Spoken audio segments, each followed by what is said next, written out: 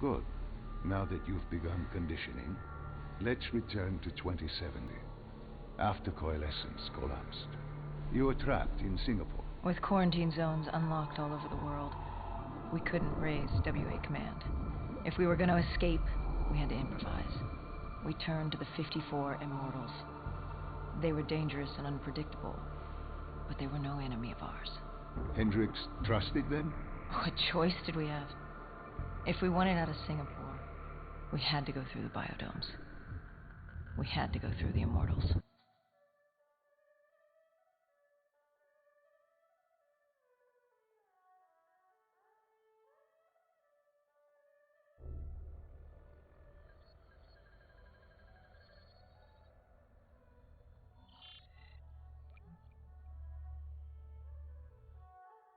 Getting in was easy.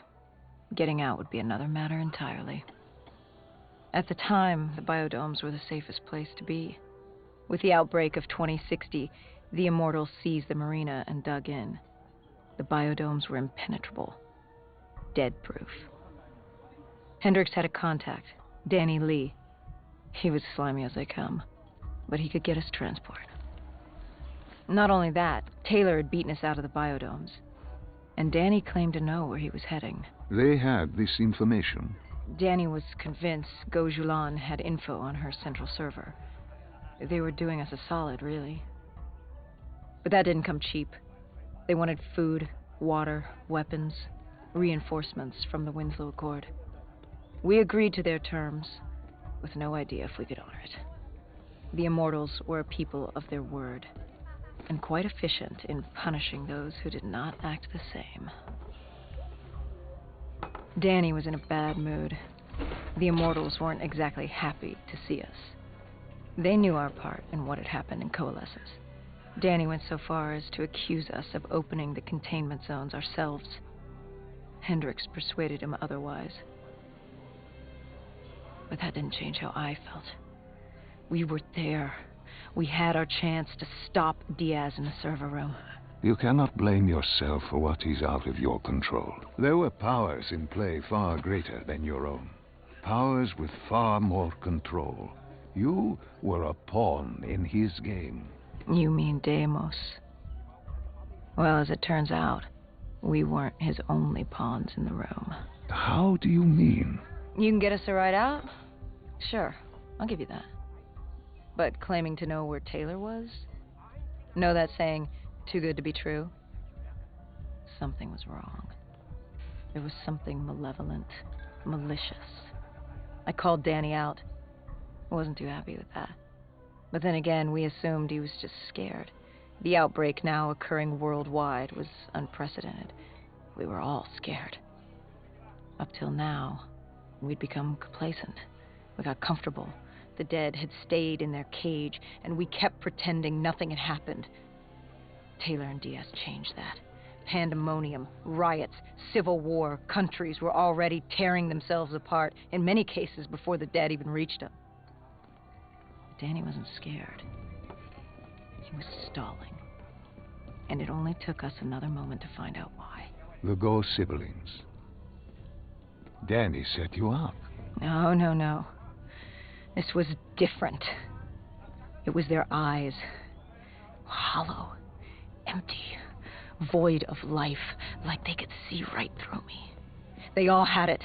Just like Diaz. It was only later we found out all higher-ups in the Immortals were outfitted with D&I. Like us. If only we'd known the part our own technology would play. The thing about dead killers, though, there's always a plan B. We had a robot squad in place, ready if the situation took a turn. Gojulan bolted before our robots got her. She was headed for the server room in Cloud Mountain, the only place we could put in the call from transport. It became quickly apparent that uninvited guests had joined the party in the biodomes. The dead were flooding into this safe haven. It was about to become hell on Earth. We had to move. We had to get to Cloud Mountain.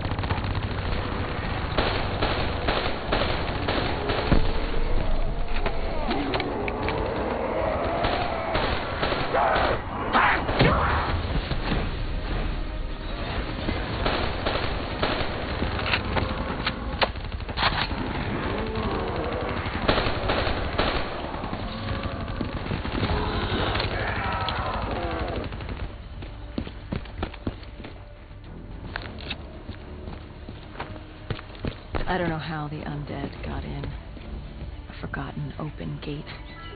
A child's mistake. A poorly nailed board over a window. It didn't matter. It was spreading fast. We were already outnumbered 20 to 1. The remaining humans scrambling away. Lost in homes.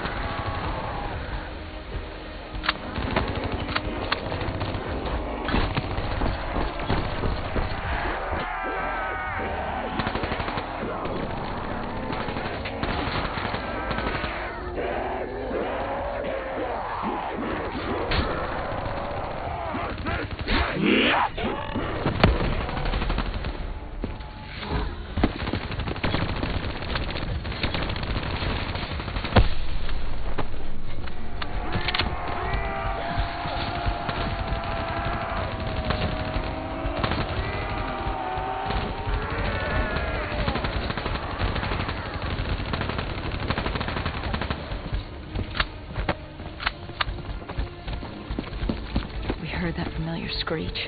Parasites, mutated creatures born out of 6115 were flying towards us.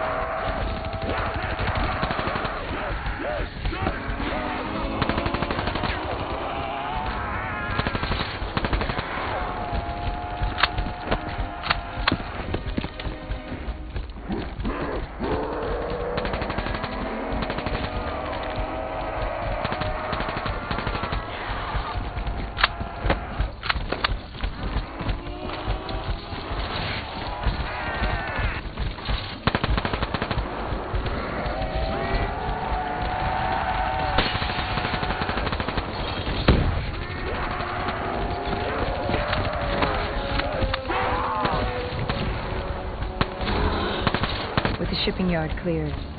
Cloud Mountain was just ahead. Server room at the top. We had a long climb ahead of us.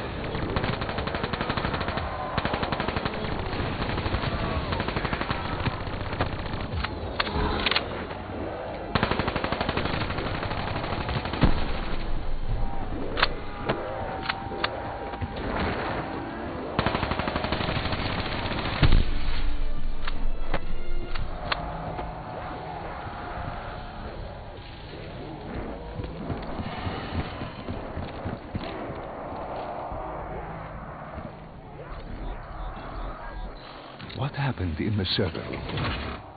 By the time we got there, Gojulan encrypted her hardware, locking us out of the central server. Hendricks stepped in, but we were a few seconds too late. Damage was done. Why did she lock you out? It didn't make any sense. Sure, we weren't on the best of terms, but it wasn't her. Something else made her do it. Something was controlling her. The encryption used a biometric hand scan. Hendricks tried to unlock it. But the Go siblings were smart. They'd set up an access system requiring both of their hands for authorization. And her brother was shredded with bullets back in the bar. We could hear the horde coming, and we only had one sibling. But she did have two hands. You chose to cut off her hand. Why? I hoped the biometrics were interchangeable, allowing the siblings to use either reader. If we were calling transport and getting out alive, it had to work. Lucky for us, it did. Hendricks interfaced with the system. He was able to raise WA command. We needed a ride out ASAP. They had a VTOL a few minutes out. Rendezvous was set for the top of the dome. But Hendricks wanted to know what Gojulan had on Taylor.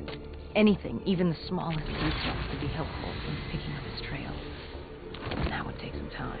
And time was something we didn't have. Hendricks searched the archives.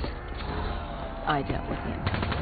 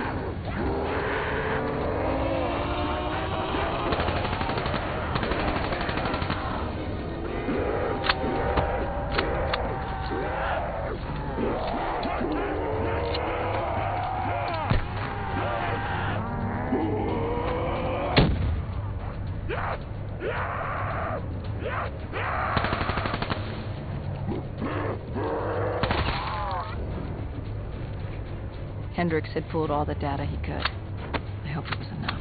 Our pickup was in position. It's time to get the hell out of here.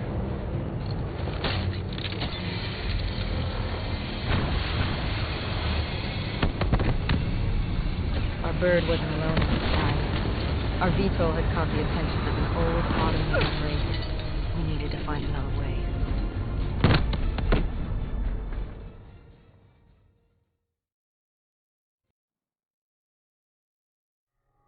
This wraith tailing you.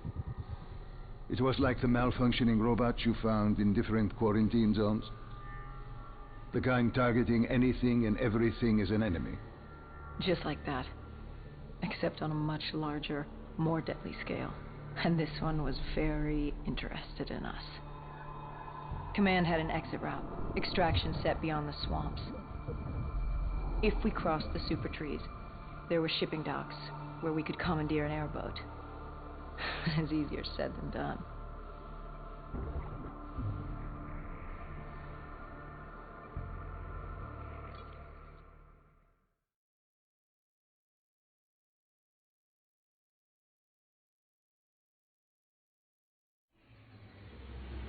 Between the flesh eaters and that wraith eyeing us, Super Tree would be no walk in the park. We had to haul ass and stay out of sight. But they weren't our only concern. Winslow Accord picked up chatter ahead. Apparently, we weren't the only humans using the docks to escape.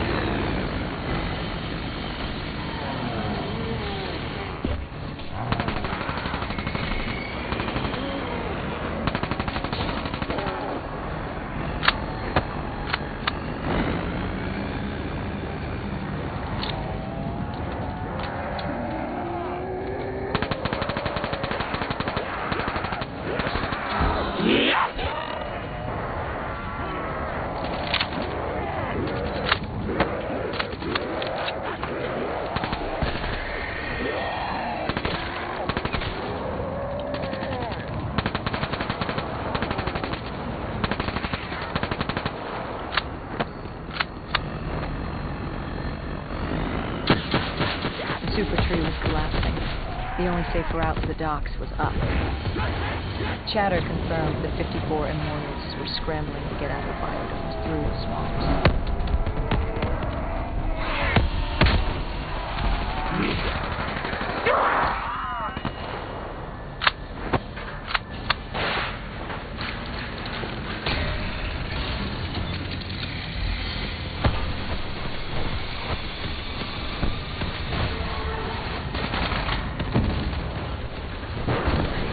From the sound of it, they wanted us dead as much as the flesh eaters did.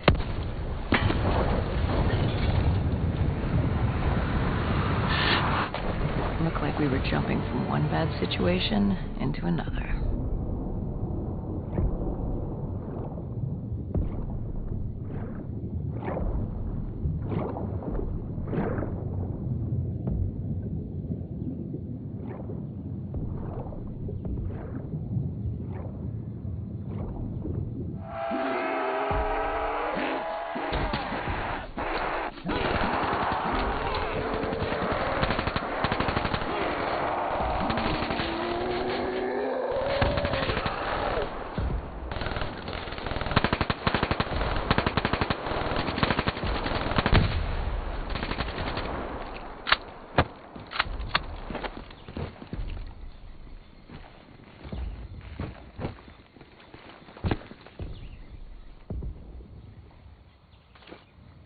Hendricks commandeered an airboat and set the autopilot.